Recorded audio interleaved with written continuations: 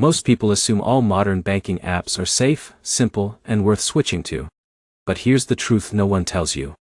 The experience can look smooth on the surface, yet the details decide whether it actually helps your money or just adds another app to your phone. Here's what you'll learn today. You'll get a clear, honest review of Tandem Bank in 2026, how it works in real life, what it does well, where it falls short, and whether it is actually worth using for everyday banking. By the end, you'll know if it fits your financial routine, or if you should avoid it. Let's get straight into it. Tandem Bank is a digital-first bank focused on savings, spending tools, and simple mobile banking. Everything is handled through its app, which makes it appealing for people who want a clean modern banking experience without physical branches. Now here's where it gets interesting. The main appeal is simplicity. You can manage accounts, track spending, and sometimes access savings products all in one place.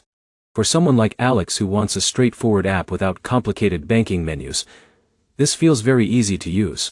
But here's the problem. Simplicity can sometimes mean fewer advanced features. If you are used to full-service banking with investments, credit options, and complex financial tools, you might feel limited. Let's talk about savings and money management. Tandem often focuses on encouraging better savings habits. That means tools that help you see where your money goes and how much you are saving. This is useful if you struggle with budgeting or want more awareness of spending patterns. But this is where most people need to be careful. A clean interface does not automatically mean the best financial value. Interest rates, account flexibility, and feature availability can change depending on market conditions and region. Security is another important point. As a regulated bank, Tandem follows standard banking protections, which is reassuring. For most users, this means your money is treated with the same level of protection you would expect from other established institutions. Now let's step back. Who is this actually for?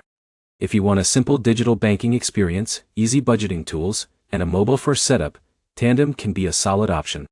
It works best for people who prefer clarity over complexity. But if you need advanced investing tools, business banking features, or full financial ecosystem control, you may find it too limited for long-term use. So the final takeaway is simple. Tandem Bank is built for simplicity, not power users.